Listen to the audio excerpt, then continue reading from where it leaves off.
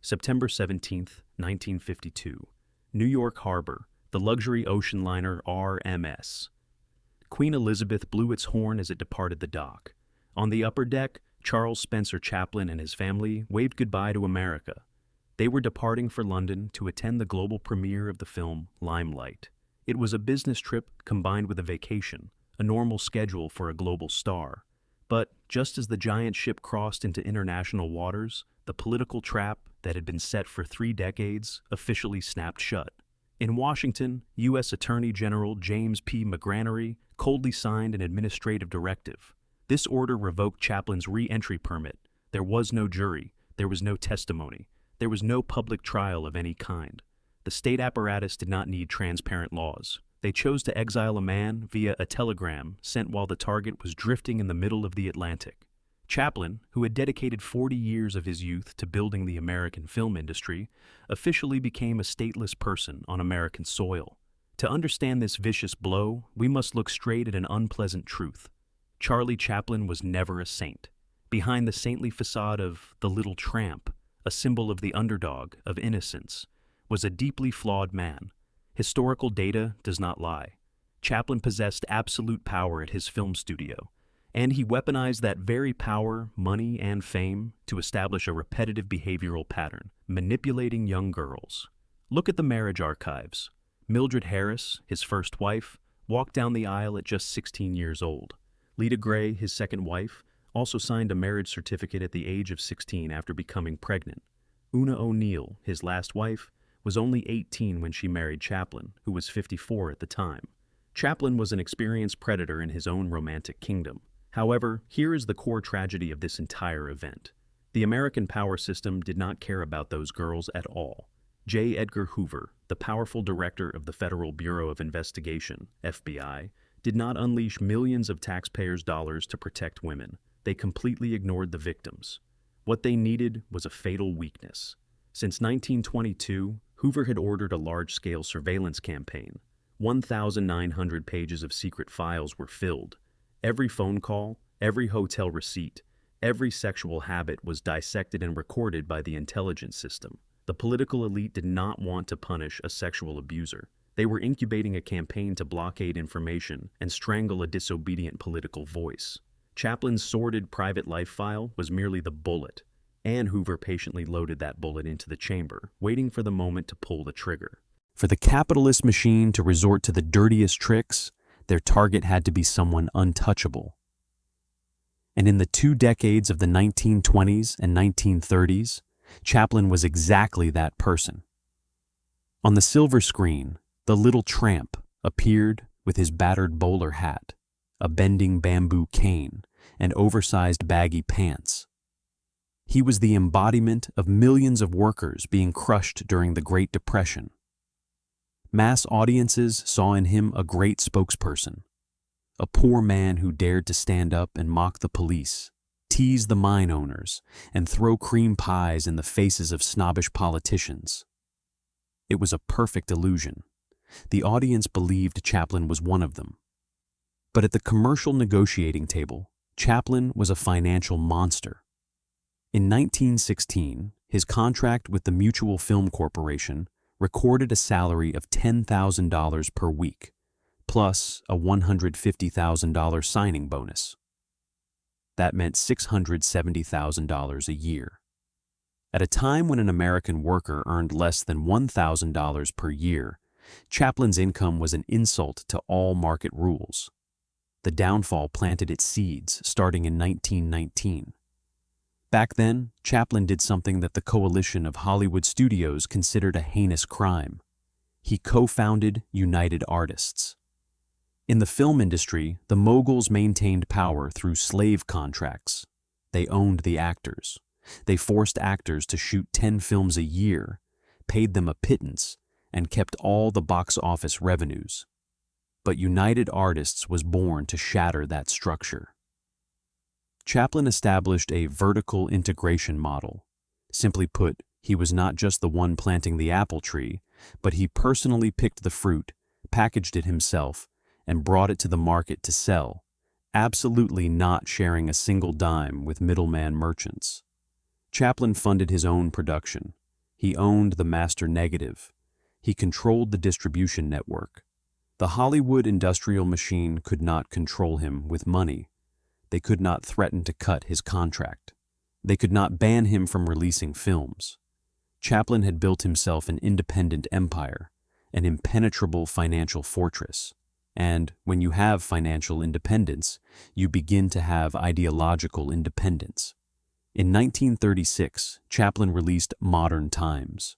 Audiences roared with laughter seeing the Little Tramp get caught in the gears of a giant factory machine.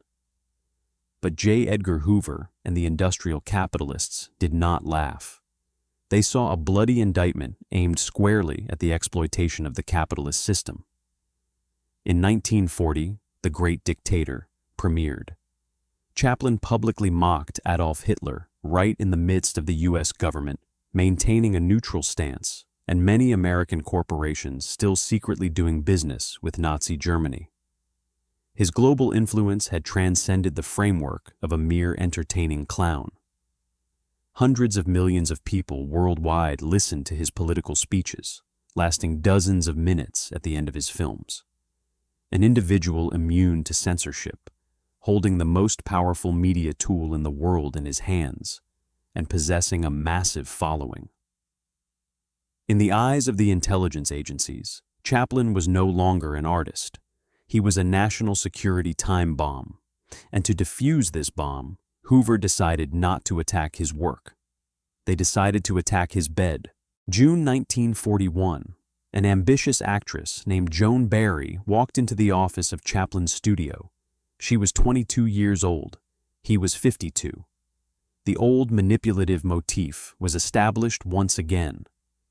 Chaplin gave her a lucrative contract worth $250 a week, turned her into his lover, sponsored her with expensive acting classes, and then quickly stripped her of all opportunities when his physical interest dried up. Everything would have faded into oblivion like other fleeting, anonymous affairs of the Hollywood elite if J. Edgar Hoover hadn't caught the scent of an opportunity. After being abandoned, Joan Barry's mental state became severely unstable. In December 1942, she broke into Chaplin's mansion with a gun. The incident was settled in silence. Chaplin used money to buy safety, paid off all debts, and tried to push Barry out of his life. But a seed had been planted.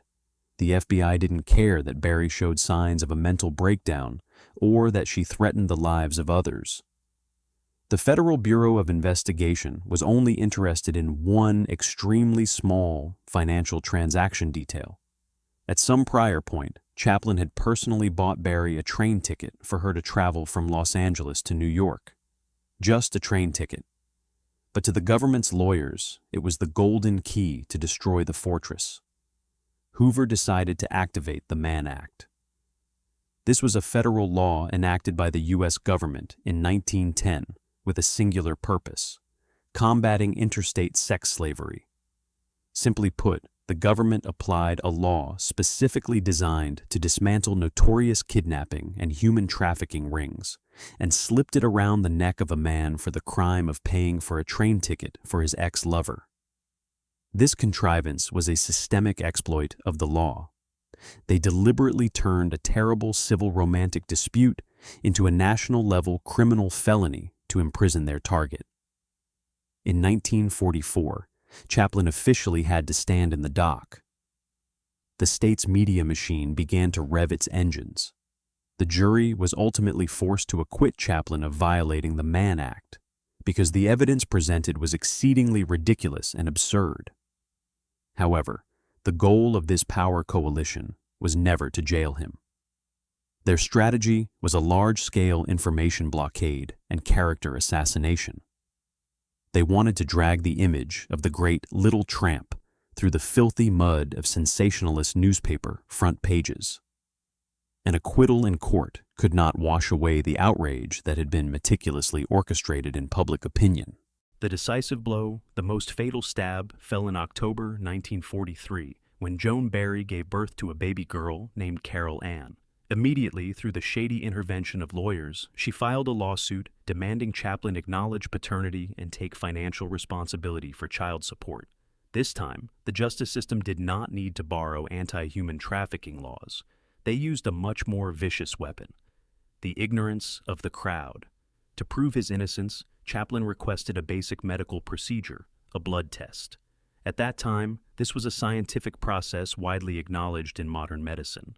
3 independent doctors, Dr. Roy Hammock, Dr. Newton Evans, and Dr. V.L. Andrews, took blood samples from all 3 individuals. The results displayed in black and white could not be forged or distorted. Joan Barry had blood type A. The child had blood type B, and Charles Chaplin had blood type O.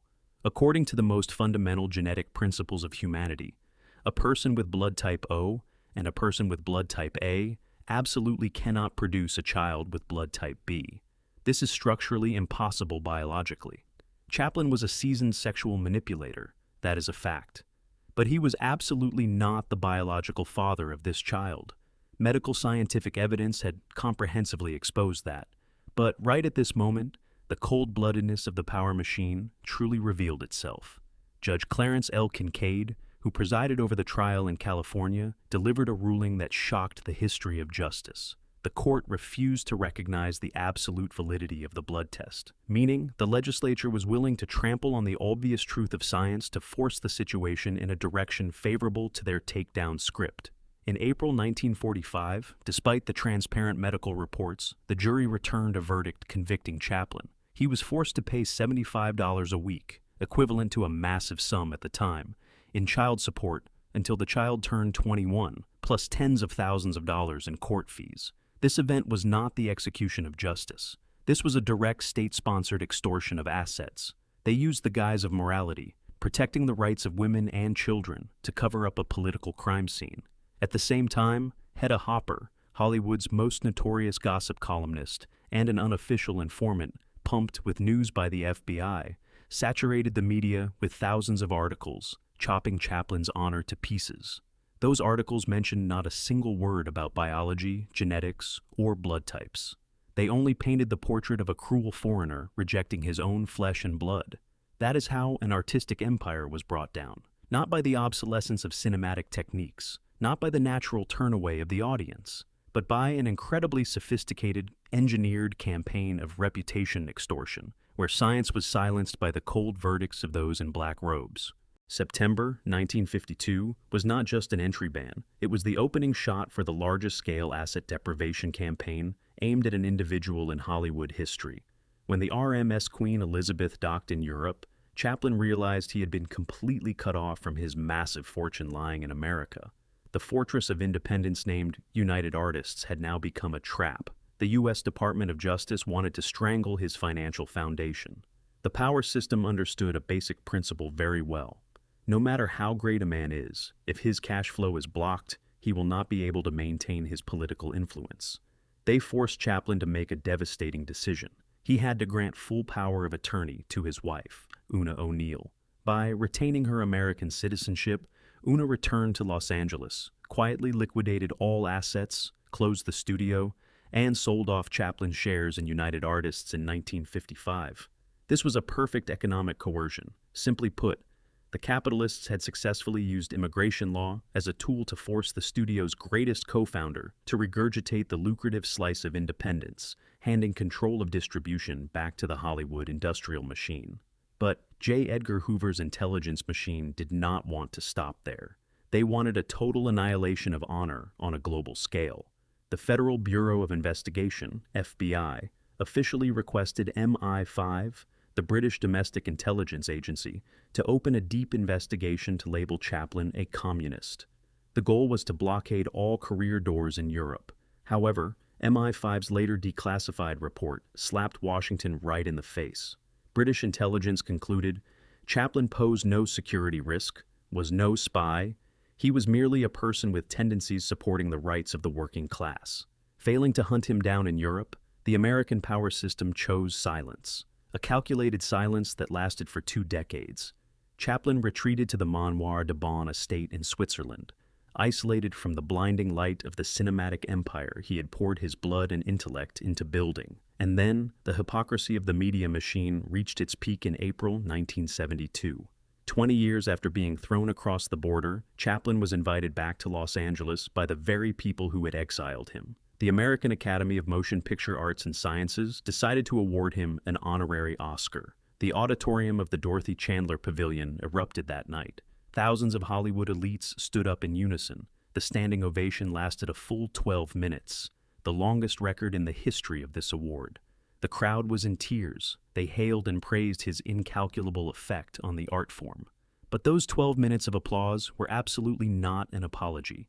It was the greatest historical whitewashing spectacle ever staged. Why did they welcome him back at this time? Because at the age of 83, Chaplin was no longer an independent center of power. The rebellious mind that once produced Modern Times or The Great Dictator was now just a frail old man, struggling to walk, no longer capable of threatening any political structure. The honorary Oscar statuette was essentially a symbolic return on investment, ROI, campaign.